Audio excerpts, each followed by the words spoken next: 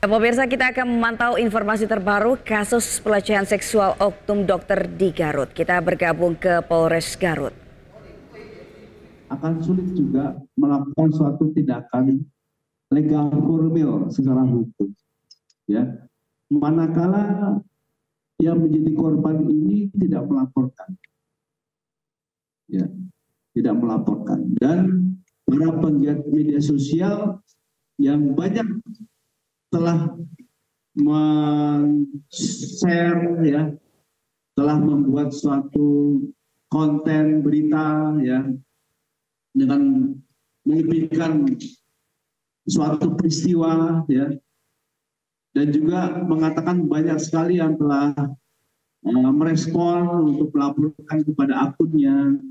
Ini juga telah kami profiling, ya, dan telah kita lakukan komunikasi dengan di DM langsung lah dengan cyber kami, ya. Dan utamanya dari Unit PPR kita dan juga Polda. Tetapi sampai saat ini yang telah konfirmasi kepada, ya, YouTuber, ya, maupun pemilik akun channel yang memblasting tentang ini, belum ada timbal balik kepada kita, ya. Nah, ini tentu saja para netizen ini juga harus bijak bermedia sosial, ya. Tetapi kita juga mendukung. Kita harus ada rasa empati dan simpati kepada korban. Nah, untuk itu di samping dari berbagai di namanya, silakan itu menjadi rujukan untuk melaporkan juga kepada kami di hotline kami ini di nomor 08111, ya, satu kali, kemudian 34040440. Nomor cukup menarik, ya, bisa ulangi lagi nih, 08111340440. Ini Kapolres Garut memilihnya bagus sekali nih, ya, nomor cantik, tapi diperuntukkan untuk pelayanan kepada masyarakat. Demikian dari saya, Kabid Humas, dan selanjutnya kami persilakan kepada Kapolres yang lebih detail untuk menyampaikan uraian singkat kejadian. Terima kasih. Waktu dan tempat kami persilakan. Baik, Assalamualaikum warahmatullahi wabarakatuh. Terima kasih, mohon izin kami menyampaikan kronologis kejadian yang terjadi. Yang dilaporkan ada laporan polisi yang tadi disebutkan oleh Bapak Kabid Humas Polda Jawa Barat. Jadi peristiwa ini dimulai pada saat korban konsultasi kemudian mendatangi sebuah klinik di Kabupaten Garut karena permasalahan kesehatan. Pada kunjungan pertama yang bersangkutan dilakukan pemeriksaan kesehatan di klinik tersebut.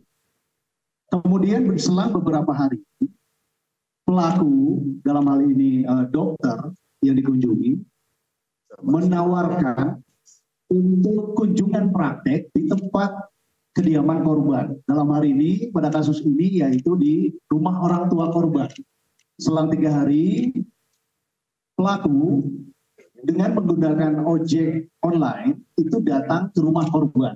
Dilakukan pemeriksaan, kemudian dilakukan juga menyuntik tadi yang disampaikan oleh Bapak Kabid Humas, dan pembayarannya itu dilakukan di tempat tinggal pelaku. Karena tadi pelaku datang menggunakan kendaraan ojek online, pelaku menyampaikan bahwa minta diantarkan pulang kepada korban. Akhirnya dengan kendaraan roda 2 korban, karena rumah korban dari rumah orang tua pelaku ini satu angka. Pelaku minta diantarkan ke tempat kos-kosannya. Sampai dengan di rumah kos-kosan, di rumah pelaku, korban kemudian membayar biaya kesehatan tadi sekitar 6 juta. Namun pelaku menyampaikan jangan di depan rumah karena nanti dilihat orang. Kemudian pelaku menawarkan untuk dilakukan di dalam rumah. Ketika terjadi di dalam rumah, pelaku mengunci pintu, kemudian mendekati korban, mencium leher dan sebagainya. Di sini korban berusaha menolak, kemudian korban juga menyampaikan, mengancam akan melaporkan malam ini juga. pelaku tetap melakukan perbuatannya sampai akhirnya si korban berusaha melawan dan menembak. Akhirnya pelaku keluar dan pergi. Sampai dengan hari ini memang laporan polisi yang kami terima itu baru satu. Seperti yang disampaikan oleh Bapak Kabid Humas Polda Jawa Barat, banyak korban diindikasikan, namun yang membuat laporan secara tertulis baru satu. Ada satu lagi korban, namun yang bersangkutan masih belum bersedia untuk dibuatkan laporan polisi. Jadi masih berupa pemeriksaan saksi. Mungkin itu saja yang dapat saya sampaikan. Selanjutnya secara teknis juga nanti dari ID Kabupaten Garut nanti akan menyampaikan. Waktu kami persilakan.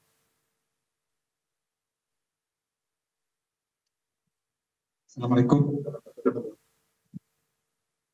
kasih rekan-rekan semua. Mohon izin, saya Dr. Yusri Samad Ibrahim, Ketua IDI Cabang Garut. Secara pribadi sebelum yang dilanjut, secara pribadi cabang menyampaikan rasa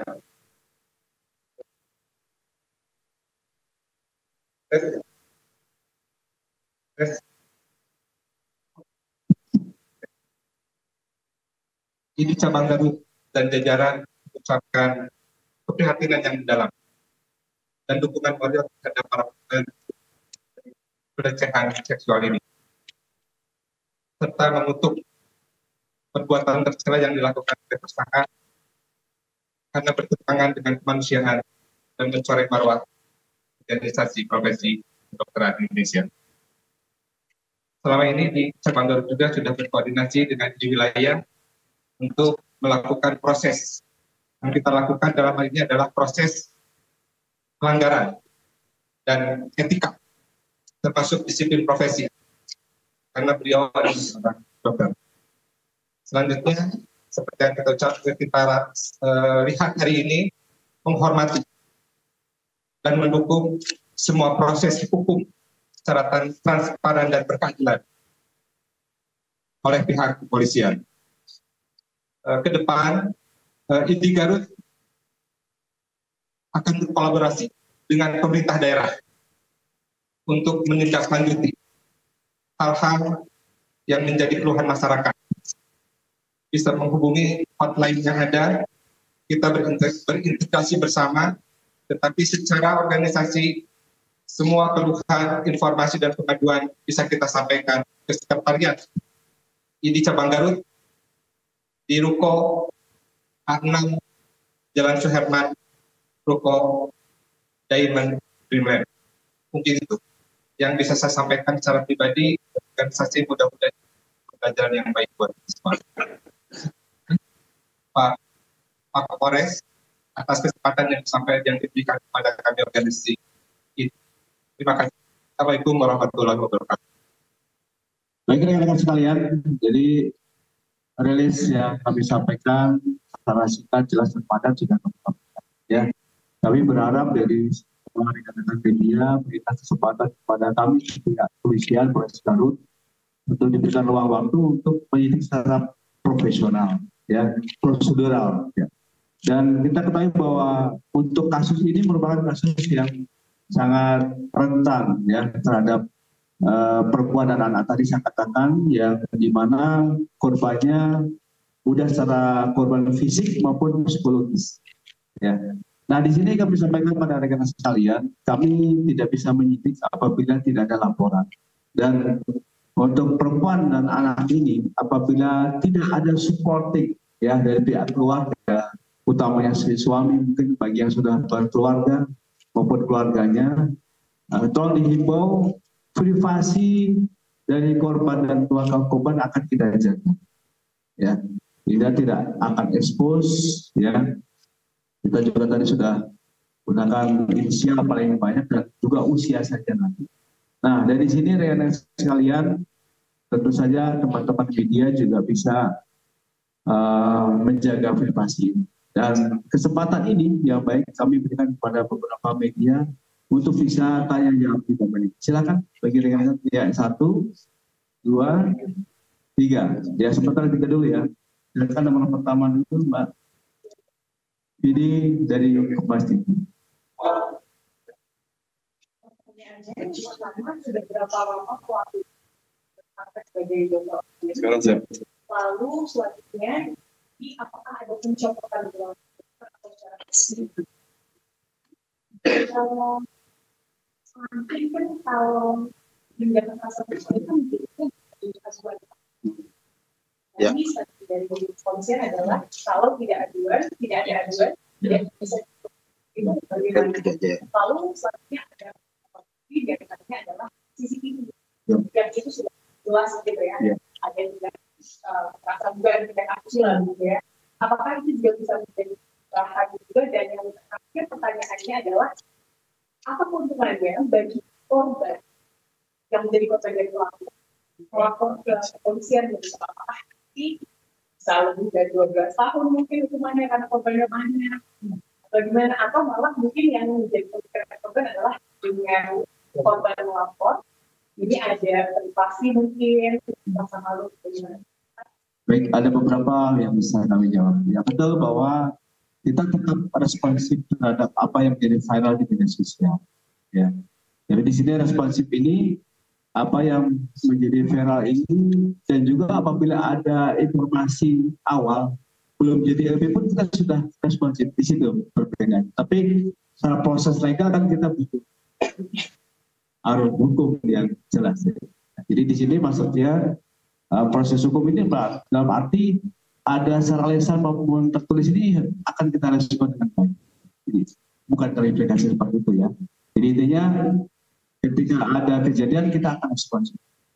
Ya. Kemudian yang berikutnya tadi terkait dengan masa kerja si dokter ini ada di Garut ya.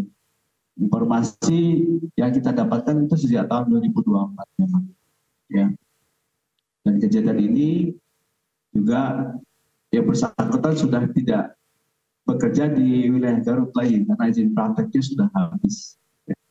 Nanti ini bisa menyampaikan. Sementara itu saja yang bisa kami sampaikan. Ya, jadi responsif kami terhadap beberapa laporan secara lisan maupun dengan ada media sosial kita tidak lanjuti. Sehingga tadi Pak Kapolres kemarin sudah membentuk suatu PSU ya, yang untuk mencari dan menyampaikan. Dan khusus untuk yang di media sosial tadi itu yang di saat ini masih kita telusuri untuk si korbannya, ya. Nah, tapi untuk tersangka sudah kita amankan. Jadi kita dengan adanya viral tadi itu memudahkan kita untuk melakukan juga penyelidikan tadi. Ya, baik. Ini saja dari ini bagi kami masyarakat.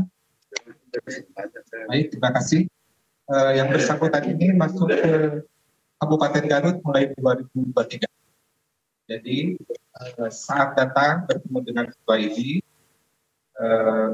meminta surat izin praktek, berbicara karena satu institusi dikeluarkan keterangan praktek di klinik yang bersangkutan mulai 2023.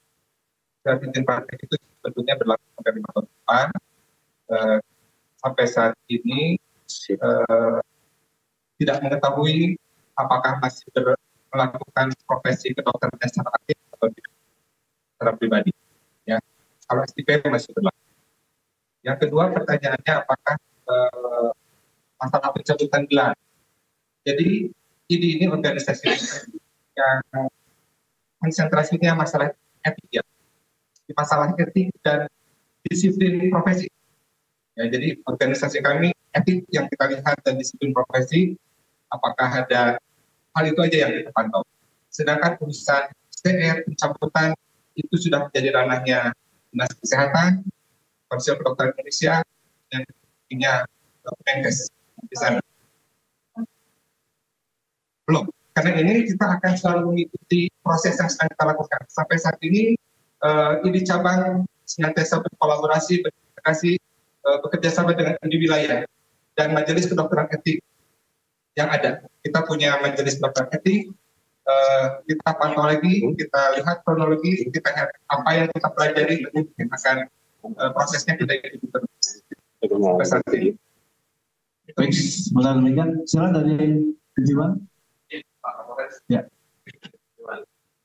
Saya ingin tanya teknis, kalau laporan yang diterima oleh penyidik atau dari PPK itu bukan yang CCTV artinya, tetapi perkara tindak pidana yang lain, walaupun sama-sama. Artinya TKP-nya berbeda dengan di CCTV yang viral, satu itu. Kemudian ini apakah setiap ada perkara seperti ini, model-model seperti ini, pencopotan praktek, penghentian praktek itu dikeluarkan oleh majelis. Baik, saya akan menjawab. Namun sebelum tadi menjawab itu, saya sekaligus menjawab yang dulu. Terkait dengan keuntungan korban melapor, yang pertama itu adalah merupakan sebagian dari proses upaya hukum yang sedang kita jalankan. Yang kedua, tentu saja ini akan membuktikan bahwa perbuatan pelaku tersebut merugikan. Ada korbannya. Dan yang penting, nomor 3 adalah ini juga membangun kekuatan psikologi para korban yang lain untuk dapat melaporkan hal ini kepada kepolisian. Itu mungkin beberapa keuntungannya kenapa korban-korban ini harus melapor. Kemudian langsung ke pertanyaan yang kedua, terkait CCTV yang viral dan penanganan kasus. Memang CCTV yang viral sampai saat ini kami juga kembali sedang mendalami korban yang ada di dalam video tersebut. Identitas itu sudah kita ketahui, kami juga sudah komunikasikan kepada yang bersangkutan, juga kami komunikasikan untuk dapat melaporkan kepada kami. Namun yang bersangkutan atau korban memang menyampaikan kepada kami, yang pertama akan menyampaikan dulu berkonsultasi dengan suami dan keluarganya. Ini yang patut kita perhatikan, menjadi atensi bahwa memang korban juga akan menjadi permasalahan pribadi ketika ini dibawa ke ruang publik. Kami menyadari itu, sehingga kami pun tidak bisa serta-merta membawa korban itu ke ranah proses penyidikan. Kami hanya bisa mengimbau dan menjamin hak-hak korban, kerahasiaan identitas korban, dan perlindungan korban secara optimal oleh kepolisian. Demikian. Nanti ini. Terima kasih. Untuk masalah surat izin praktek, masalah ranah surat izin praktek itu yang menerbitkan adalah Dinas Kesehatan. Jadi masalah pencabutan, masalah pembacakan, mungkin ranahnya Dinas Kesehatan. STR ada ranahnya Konsier Kedokteran Indonesia. Itu aja. Jadi ini hanya membatasi masalahnya di etik dan disiplin profesi ilmuwan. Hanya itu saja yang kita lakukan di organisasi profesi. Terima kasih. Baik, tadi kita kembali untuk menguatkan jawaban dari Pak Kompas tadi, Pak Fida ya.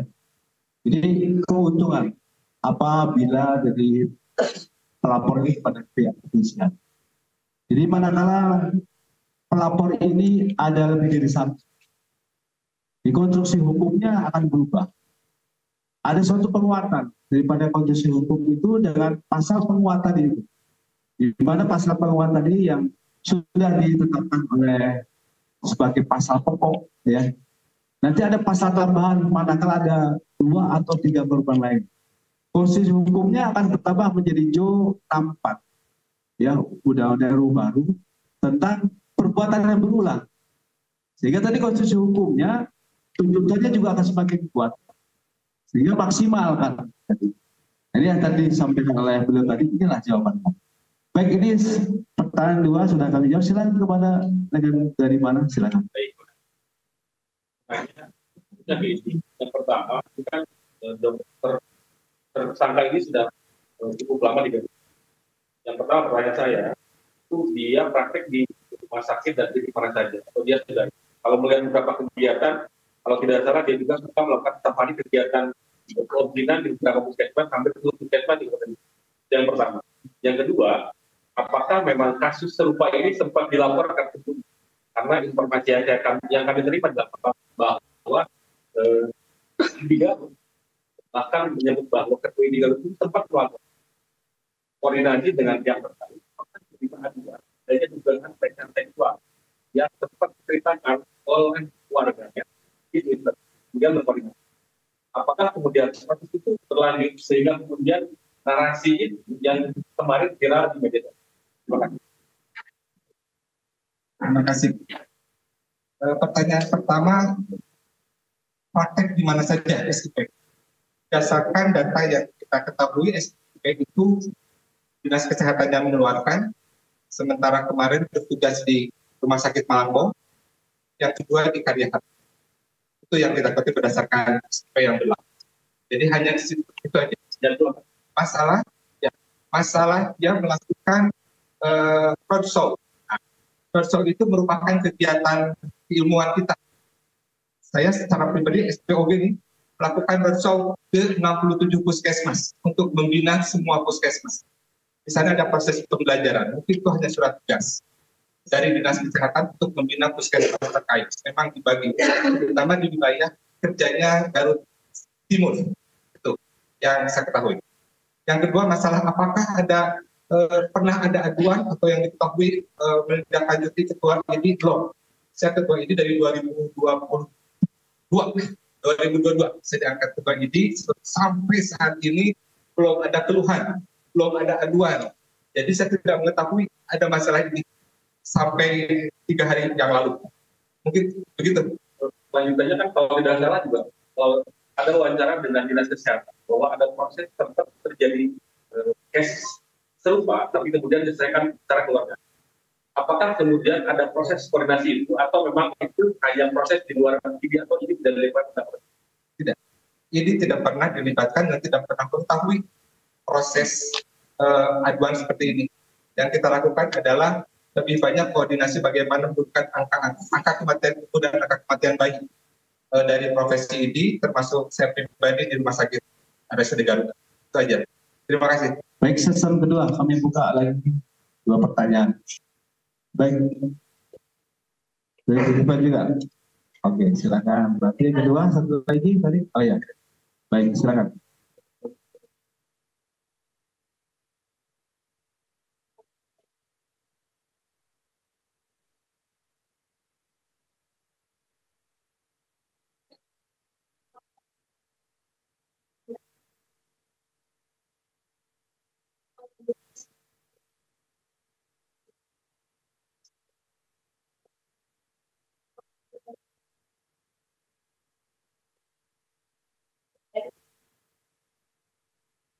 Nggak tabung tapi sekaligus langsung pertanyaan kedua, silakan.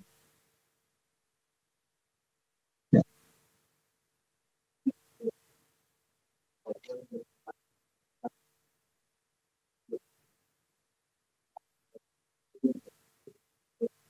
Baik, terima kasih. Ini kita fasilitasi, nanti kami berikan kepada Kapolres teknis dan juga tadi. Silakan. Baik, yang terakhir saya coba jawab yang terkait BB flash disk ya. Itu BB flash disk itu adalah kopi dari decoder CCTV yang sempat viral. Dan isinya adalah yang viral itu tadi, yang sempat menjadi viral di media sosial. Decoder dan peralatan sudah kita amankan. Kemudian kita juga copy untuk keaslian, untuk mencari apakah video tersebut identik dengan apa yang viral selama ini. Kemudian tentu isinya itu terkait yang viral antara korban dan pelaku, yang dimana salah satu korban sampai saat ini kami masih komunikasikan secara intens, dan kami menghimbau untuk beliau dapat membuat laporan secara tertulis ke kepolisian agar proses permasalahan dan proses penyidikan bisa tuntas. Kemudian yang kedua dari TV One, bahwa pelaku sejak kapan? Memang dari hasil pemeriksaan sementara pelaku hanya mengakui sekitar 4 kali dari hasil pemeriksaan sementara. Namun kami masih mendalami, tentu dengan berjalannya waktu dan nanti korban-korban yang akan melaporkan, tentu kami akan memeriksa kembali berapa korban yang memang telah mendapatkan perlakuan kekerasan seksual ini, baik di tempat fasilitas kesehatan maupun di luar fasilitas kesehatan. Jadi untuk sementara yang diakui oleh pelaku itu sekitar 4. Baik, terima kasih. Ini secara pribadi belum pernah dan belum sempat bertemu dengan MSR. Yang bisa kita lakukan menilai dari bukti yang viral aja. Jadi secara kronologis yang kita temukan, saya berkoordinasi dengan di wilayah, melaporkan secara kronologis apa yang kita dapatkan berdasarkan anamnesis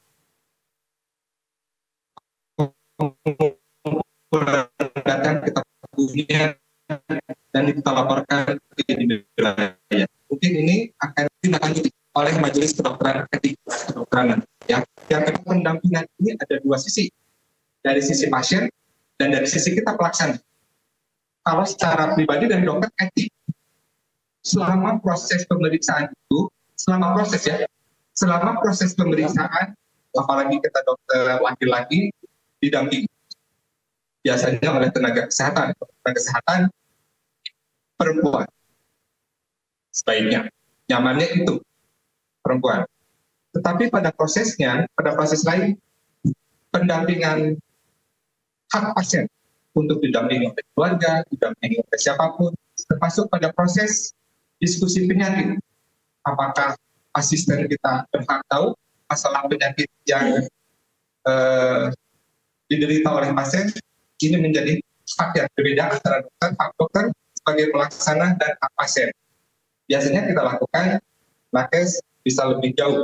Jadi kita bisa membicarakan hal-hal yang teknis yang mempunyai dari private pasien, kita layani sesuai dengan keinginan pasien. Itu penting hak pasien. Jadi kita hormati hak pasien dan kita sebagai tenaga profesi dokter. Terima kasih. Baik, saya kira demikian. Nanti pada kala rekan-rekan masih ada beberapa pertanyaan nanti ditampung oleh hasil kita dan akan kita jawab secara lengkap. Baik, terima kasih. Kita tutup untuk kita hari ini. Wabillahi taufiq wal hidayah. Wassalamualaikum warahmatullahi wabarakatuh. Otando, oke. Sudah. Gak ketersangka ya.